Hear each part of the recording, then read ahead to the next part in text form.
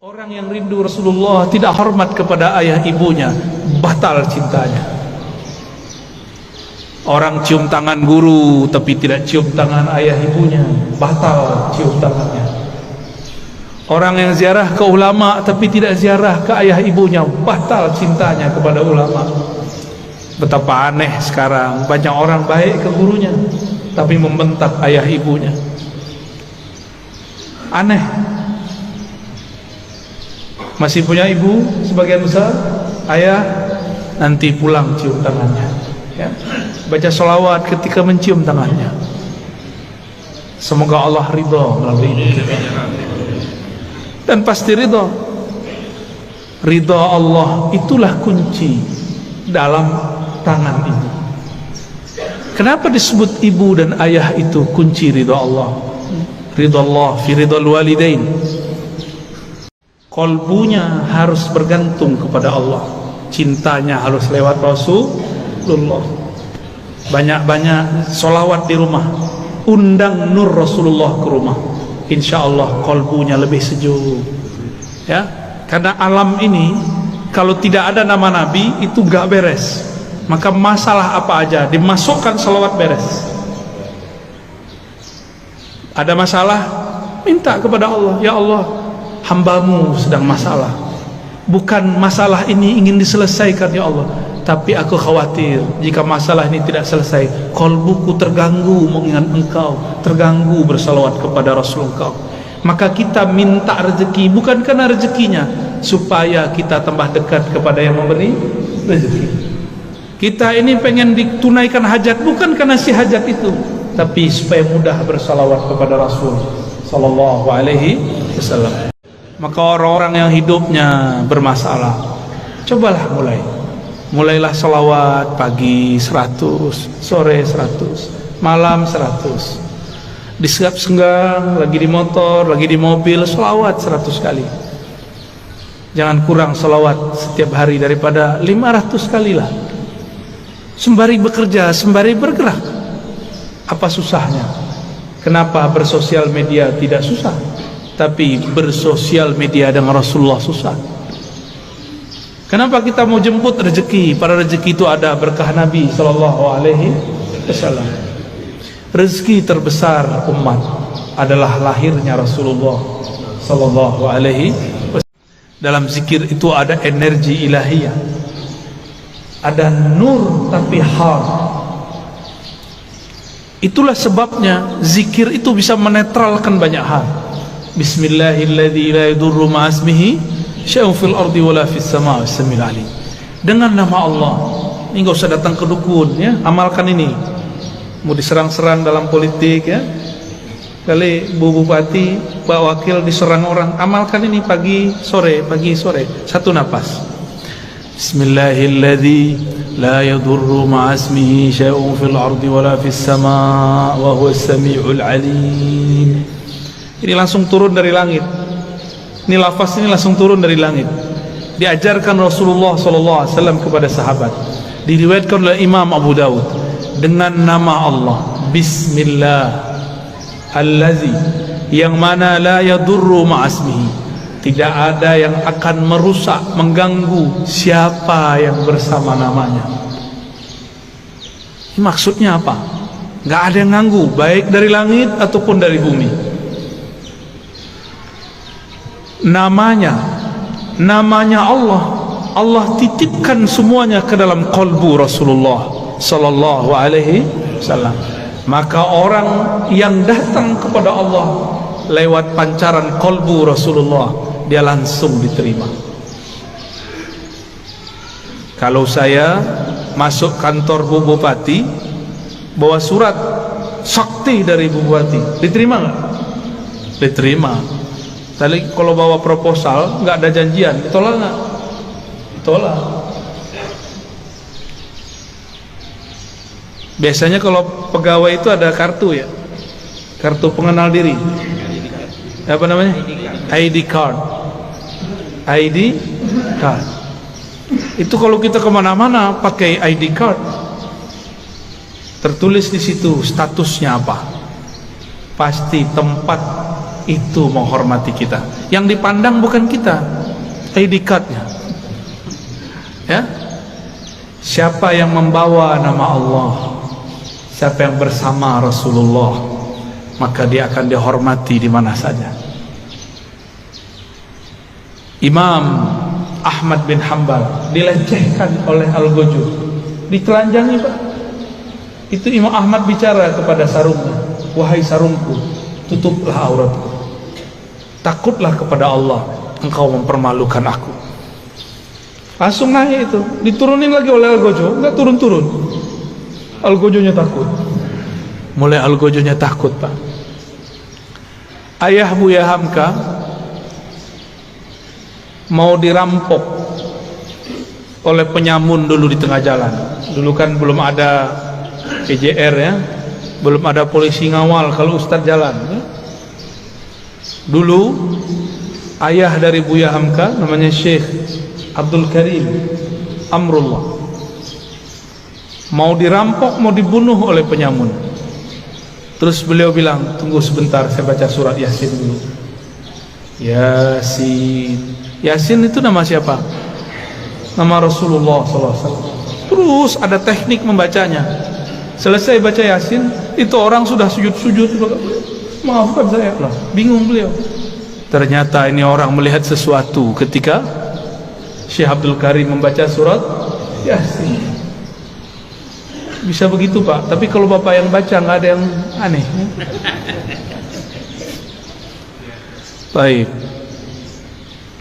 Rasulullah sallallahu alaihi wasallam dielu-elukan namanya baik di langit ataupun di bumi. Coba lihat, Sayyidina Jibril bolak-balik naik langit, tapi setiap kali sampai di langit pertama selalu ditanya, "Man anta?" Ente siapa? Itu Jibril. Jibril langsung bilang, "Saya orang yang bawa risalah Nabi Muhammad." Dibuka langsung, sebut nama Nabi, buka langsung.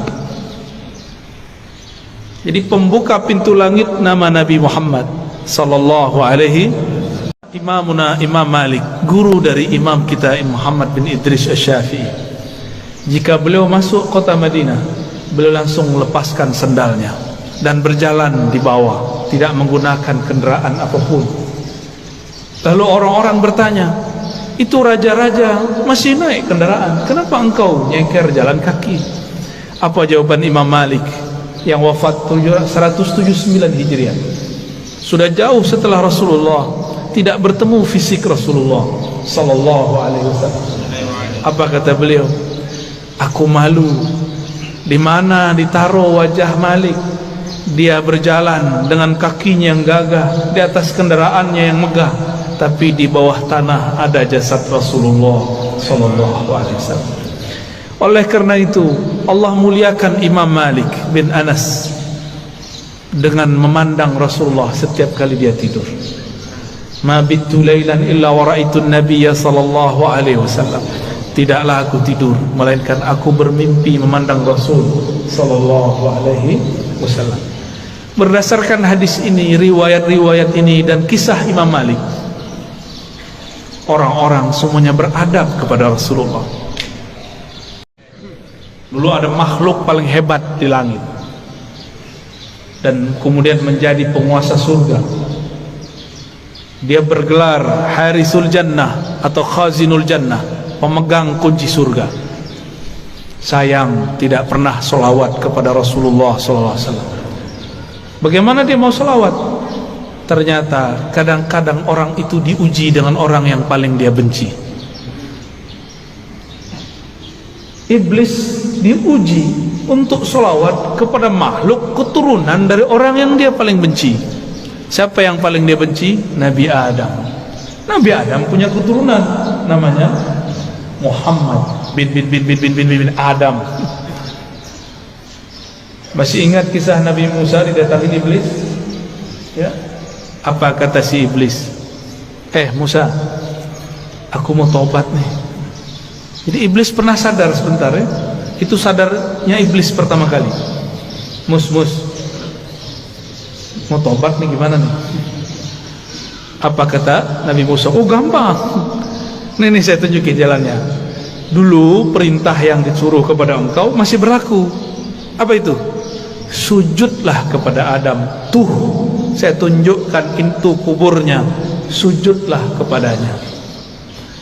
Iblis matanya langsung nyala. Dia bentak Nabi Musa, Musa, engkau main-main. Dia hidup pun aku tidak sujud, apalagi sudah bau tanah. Tambah sombongnya.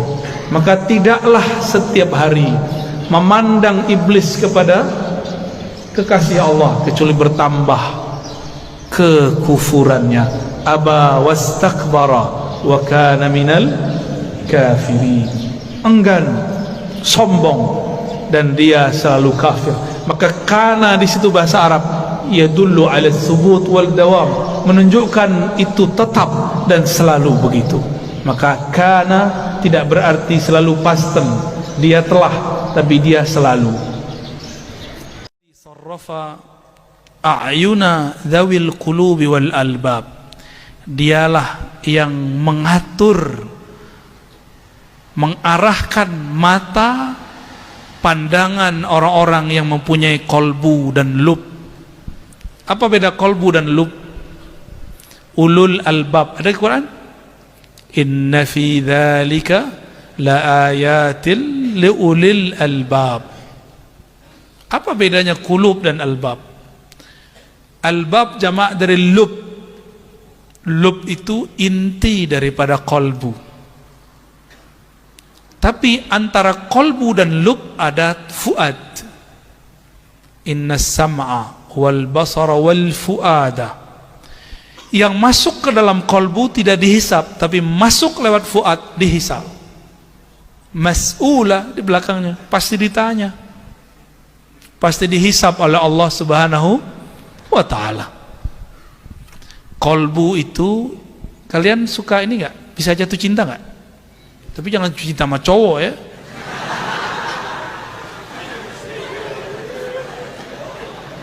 Jatuh cintanya sama awewe lah ya, sama apa, wedok. Hah? Wedok apa wedus? Jangan kebalik-balik ya. Makanya gak usah deh. Gawat ya, kalau dibahas gawat ya. Kolbu ini bisa cinta, bisa benci, bisa mengenang, itu di kolbu. Dan kolbu itu arahnya satu, dia nggak bisa banyak. Kalau akal bisa banyak. Maka orang kalau sholat pakai akal, pasti sholatnya itu rame di otaknya. Habis ini apalagi datang, mau santri mau kiai sama, tuh kan.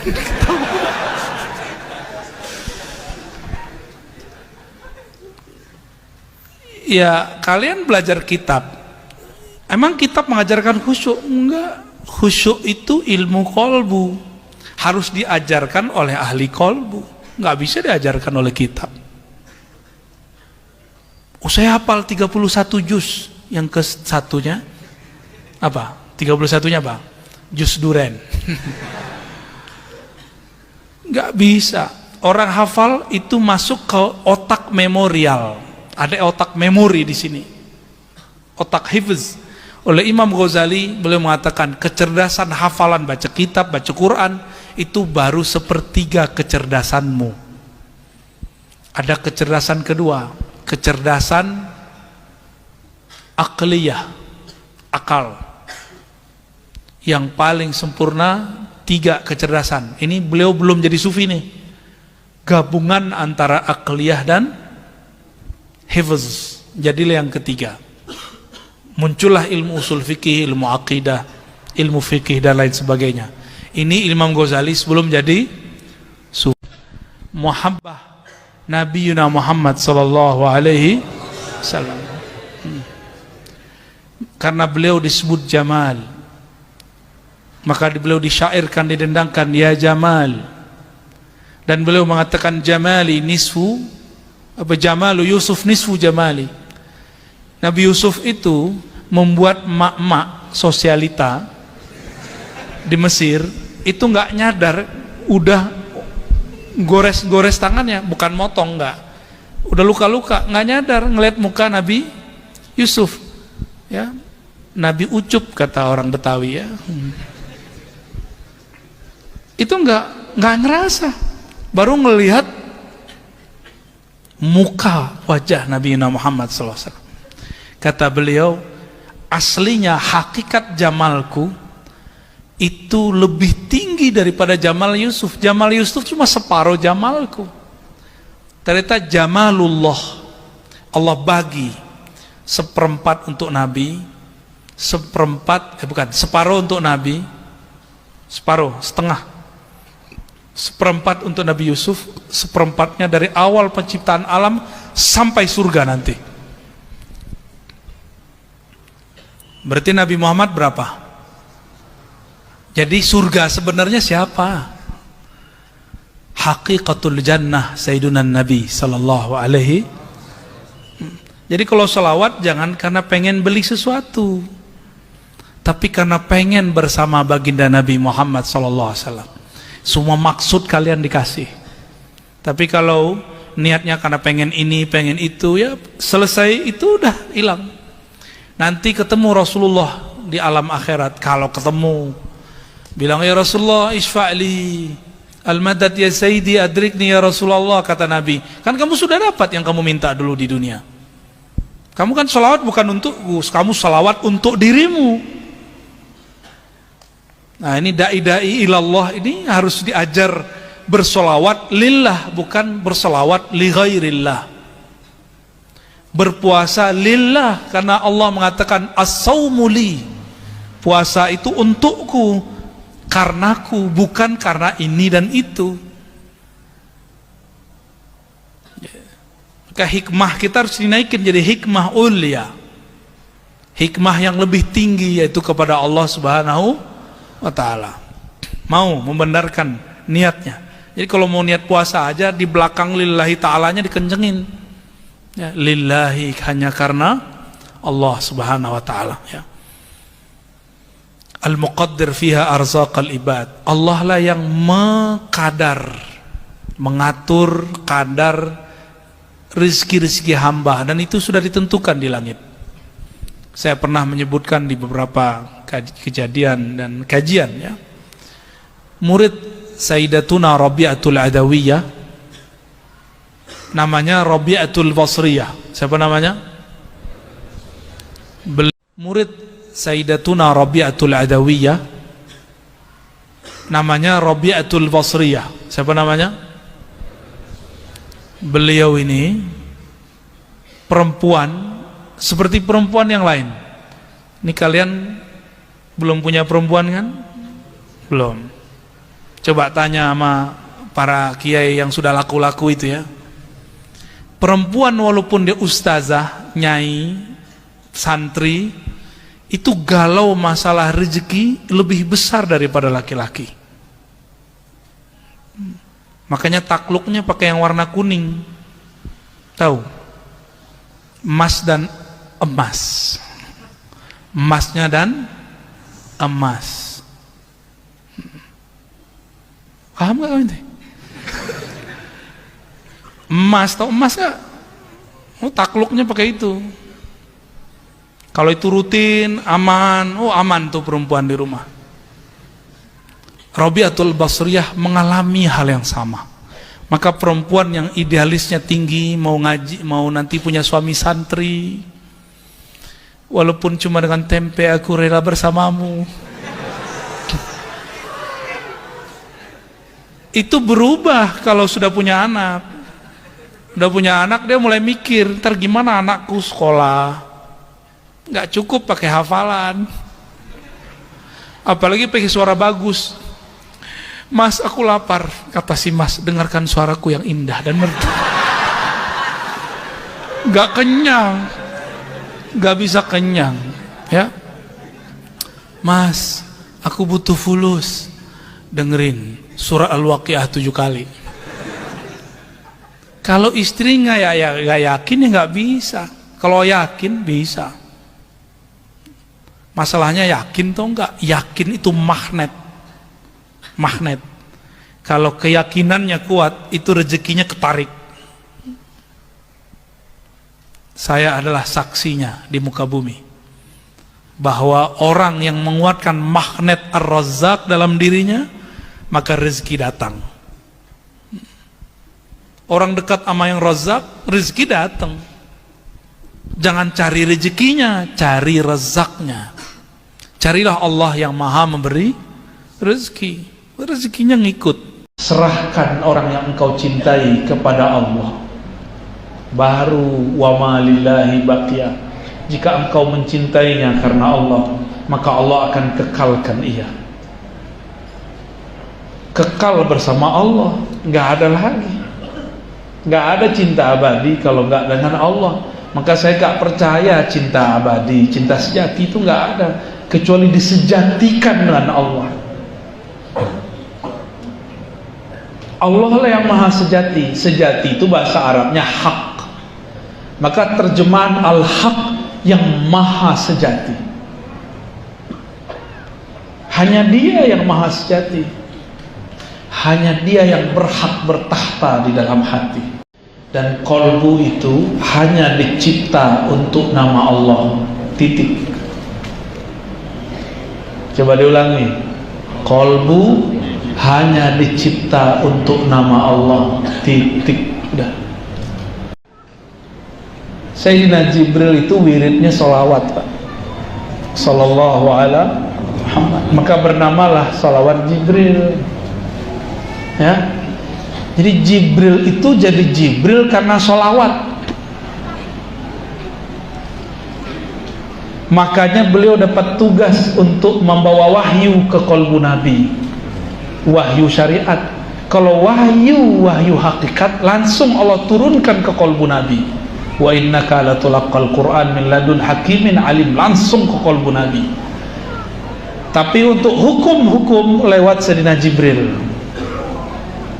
Untuk bab rahasia itu langsung antara Allah dan Nabi. Maka hijabnya Sayyidina Jibril itu Nabi Muhammad. Bukan Nabi Muhammad terhijab oleh Jibril. Jibril yang terhijab Nabi Muhammad. Kalau Jibril menurunkan ayat, itu Jibril setelah itu dengerin penjelasan Nabi Muhammad. Baru denger ya? Selama ini antum dengarnya gimana? Jibril yang jelasin ke Nabi Muhammad. Ya salah. Itu kitabnya kurang kuning itu. Ya. Kurang kuning. Kalau yang kuning asli nggak begitu. Quran turun ke kolbu Nabi Muhammad. Fuad namanya. Ala qalbika atau fuad. Tapi sudah ada Quran dalam diri Nabi. Jadi Sayyidina Jibril itu cuma mengingatkan Nabi Muhammad mengenai Quran yang ada dalam dirinya. Itulah hakikat yang dikatakan dalam hadis Nabi ketika Sayyidah Aisyah ditanya, apa akhlak Nabi sallallahu alaihi wasallam? Khuluquhul Quran, akhlaknya Al-Quran. Kalau khuluq nilainya Quran, terus dia siapa dong? Dia kira-kira siapa? Khuluqnya Quran nih. Terus dalemannya apa dong? Ya sumbernya Quran. Jadi Quran itu turun dari ruhnya Nabi ke sirnya, dari sirnya ke lubnya ke fuadnya ke kolbunya. Itu dalam ilmu rahasia. Tapi dalam ilmu tafsir, dari Jibril dibawa dari Lauh Mahfuz, turun ke langit dunia, baru turun ke kolbu Nabi. Tapi itu kan versi ahli riwayat. Kalau versi Quran kan enggak.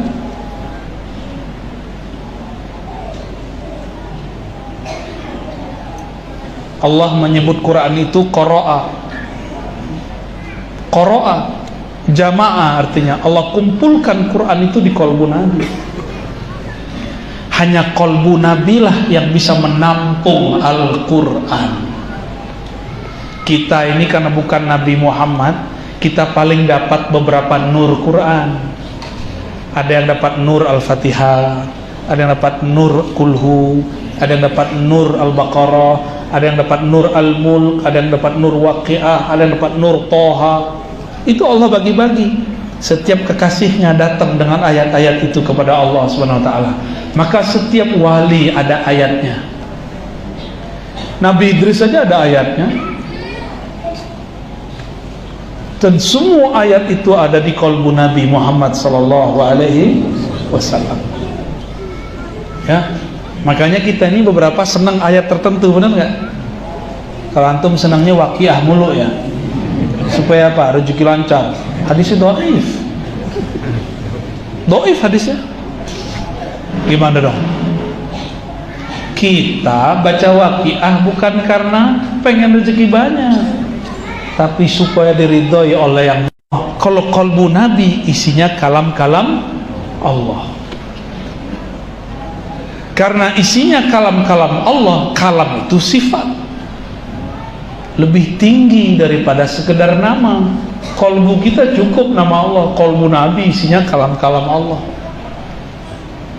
Maka ini jalan pintas menuju Allah. Jika ingin mendekat kepada Allah, sholawatlah kepada qalbu Rasulullah sallallahu alaihi wasallam. Sholawat kepada ruh Rasulullah. Maka ada sholawat namanya sholawat ruhiyah. Allahumma sholli ala. Zikir ruh itu ihsan. Yang pertama, ihsan kedua itu zikir qalbu. Yang pertama, anta abudallah ka'annaka tarah.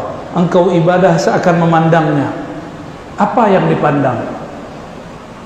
Disebutkan dalam Al-Quran bahwa Allah menyebut dirinya wajhu rabbika dzil jalali wal ikram. Apa yang dimaksud wajah? Wajah itu adalah Allah menatap dirinya, ke dalam dirinya disebut ahadiyah. Kul huwallahu ahad. Allahu samad samadiyah. Allah menatap dirinya melalui pandangan hambanya. Tapi siapa juga yang memandang? Allah lah. Faja'alnahu sami'an basira. Karena tiupan dari hembusannya, maka kita dapat melihat dan mendengar. Maka di saat kita memandang Allah, sebenarnya bukan kita yang memandang, tapi ialah yang memandang. Maka leburkanlah diri ini di dalam wujudnya. Tiada kita jika Allah sudah mengatakan ana. Maka tidak benar orang mengatakan wujudku wujud Allah. Itu tidak sopan, su'ul adab kepada Allah. Nabi mengatakan dalam Sahih Bukhari, ala ma khalallahu batila. Selain Allah batil, anta batil. Engkau itu tiada sebenarnya. Engkau hanya diadakan Allah yang maha ada. Apalah kita dibandingkan Allah? Kita cuma diadakan, Dia yang mengadakan. Maka jangan katakan aku jika ada Dia. Allahumma sholli ala Muhammad. Adapun zikir kalbu, apa beda zikir ruh? Ruh memandang, kalbu dipandang. Yanzuru ila qulubikum. Dia memandang kepada kalbu. Kebanyakan para mursyid, para wali makomnya pada kalbunya. Hanya wali ghaus di akhir zaman yang sampai kepada makom ruh yang mutlak. Maka dia memandang setiap saat. Semoga kita bertemu beliau di akhir zaman. Astaghfirullahalazim, astaghfirullahalazim. Allahumma ya Rahman ya Rahim, salli ala Sayyidina Muhammad. Ya Allah, sampaikan salam kami pada hari Jumat ini kepada ruh Nabi Muhammad. Allahumma salli ala ruhi Sayyidina Muhammadin fil arwah. Ya Allah, sampaikan salam ruh kami kepada ruh bahayahanda ruh kami Nabi Muhammad sallallahu alaihi wasallam. Allahumma salli ala qalbi Sayyidina Muhammadin fil qulub. Ya Allah, sampaikan salam kalbu kami kepada kalbu baginda Nabi Muhammad sallallahu alaihi wasallam. Allahumma salli ala jasadi Sayyidina Muhammadin fil ajsad. Ya Allah, sampaikan salam dari semua jasad kami. Satu tetes darah di tubuh kami, satu helai rambut di badan kami, kepada tubuh mulia baginda Rasul sallallahu alaihi wasallam. Allahumma salli ala Sayyidina Muhammad bi kulli salatin wa salamin. Ya Allah, sampaikan semua salam rindu kami kepada baginda Nabi Muhammad sallallahu alaihi wasallam. Ya Allah yang menurunkan hujan, turunkan rahmat dalam kalbu kami, turunkan cinta dalam diri kami. Ya Allah, meskipun Engkau mengatakan umat ini pasti berikhtilaf, pasti berselisih, jadikan kami umat yang mendapat rahmat Engkau. Jadikan kami umat yang mendapatkan kasih sayang Engkau. Ya Rabb, jadikan kami al-mutahabbina fika. Jadikan kami di akhir zaman umat yang saling mencintai dalam Engkau, dalam rahmat Engkau, dalam sifat Engkau. Jadikan kami di akhir zaman umat yang terpilih nanti di akhirat, ketika para aulia, para syuhada yaghbit, mereka semuanya iri melihat ada cahaya yang bergerak di atas mereka. Lalu nabi-nabi ditanya, siapakah mereka? Allah mengatakan, Engkau mengatakan, merekalah al-mutahabbina fiyya, merekalah yang saling mencintai di dalam rahmatku. Jadikan kami ya Allah bihaqqi sayyidina Muhammad, bihaqqi sayyidina Muhammad rahmatan lil alamin, minal marhumin, minal mutahabbina birahmatik, minal mutahabbina biruhik. Allahumma rabbana atina fid dunya hasanah wa fil akhirati hasanah wa qina adzaban nar wahfazna wa masyayikhana wahfazna wa habaibana wahfazna wal jamaat wal hadirin wal hadirat wal muslimin wal muslimat. Allahumma asturna wa iyyahum wa sallallahu ala sayyidil wujud walhamdulillah rabbil alamin. Mohon maaf, tidak usah salaman ya, cukup dengan qalbu. Assalamualaikum warahmatullahi wabarakatuh. Keutamaan zikir qalbu. Qalbu itu tempat Allah menatap. Siapa yang menyebut nama Allah di qalbu, maka Allah pasti ridha kepadanya. Jika kita tahu isi hati pasangan kita di qalbunya ada selain nama kita, ridha enggak? Cemburu enggak? Allah ghayurun, Allah maha pencemburu. Maka orang yang mengisi qalbunya dengan nama Allah, lawan cemburu, Allah ridha. Yarda anna, Allah akan ridha kepada kita. Kalau Allah sudah ridha, antum baru terbersih di kalbu, Allah kasih. Kenapa sudah doa enggak dikasih? Karena di kalbu belum ada namanya. Maka tabunglah nama Allah di kalbu, ambillah ilmunya dari ahli talqin zikir. Di sini ada ahli zikir, ambil ilmu dari mereka. Dajjal langsung diajar mursyidnya Jibril. Dajjal nama kecilnya Samiri, kecilnya jadi ajar oleh Sayyidina Jibril. Sayyidina Jibril yang langsung ajar. Makanya Sayyidina Musa tidak berani melawan Dajjal.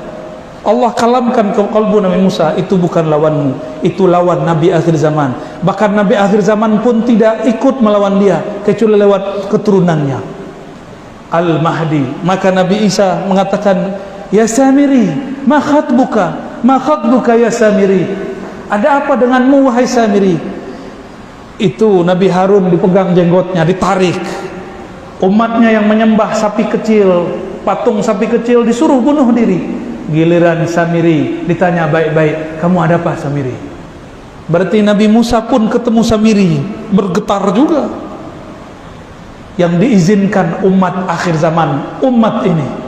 Maka semua ujian cobaan ada di umat ini. Tapi ingat, semua ilmu sudah terkumpul di akhir zaman ini. Ilmu ruh akan turun sebanyak-banyaknya. Itulah yang dikatakan Abu Hurairah, 2 karung aku pelajari dari Nabi, 1 belum disebar, 1 lagi akan disebar insyaallah di zaman ini. Semoga kita bagian dari santri-santri ruh, amin ya rabbal alamin. Maka mulai hidupkan majelis maulid, karena itu pintu mengenal ilmu ruh, insyaallah. Ahad, selamat Pak. Jadi nanti kalau mau bangun tidur, bangun dari alam kubur, katakan huwallahu ahad, huwallahu ahad. Malaikat bingung mau hisab. Ini orang udah sakar, udah mabuk berallah, bertuhan. Udahlah, biarin tidur aja lah ya. Temannya Allah, ahlullah, aulia Allah. Maka biasakan sebelum tidur baca qul huwallahu ahad. Biasakan bangun tidur baca